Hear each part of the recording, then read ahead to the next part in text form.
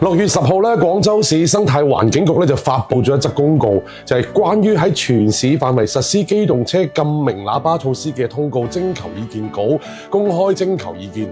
現行嘅全市禁鳴通告咧，將會喺今年嘅9月1號就到期啦。咁今次新規咧，打算延續呢個全市所有道路全天禁鳴嘅要求，有效期同樣都係5年。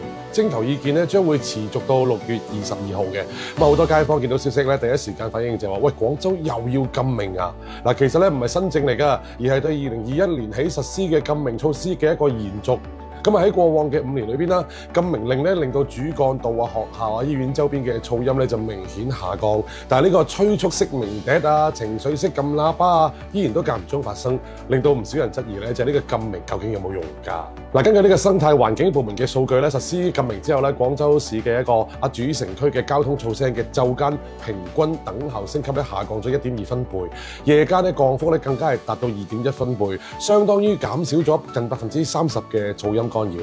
咁好多住喺內環路啊、廣園快速路沿線等嘅居民咧，真實感受就係比起以往凌晨被喇叭聲嘈醒嘅情況咧少咗。學校考場周邊嘅噪音咧，呢個投訴亦都下降咗近40%嘅。咁但係數據之外咧，都係有啲爭議嘅。有啲司機覺得咧，喂，遇到唔文明加塞啊、路口搶行啊、撳喇叭係自保喎。咁亦都有街坊就話，早晚高峰西路上前面架車喐都唔喐，喂，唔撳喇叭，佢根本唔行喎。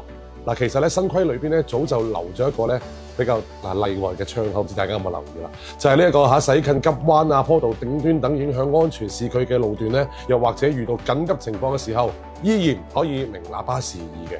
一句到尾啦，呢個禁鳴嘅核心咧唔係話一刀切禁止發聲，而係令大家從呢一個喇叭溝通轉向文明駕駛。嗱，正如好多老司機所講啦，係咪？真正嘅文明唔係靠撳喇叭去催促人哋，而係咧靠預判啊同埋呢個禮讓化解矛盾嘅。嗱，而家意見徵集咧正喺度進行緊啦，你又支唔支持咧延續全天禁鳴咧？你覺得最應該管嘅邊一類嘅亂撳喇叭行為啊？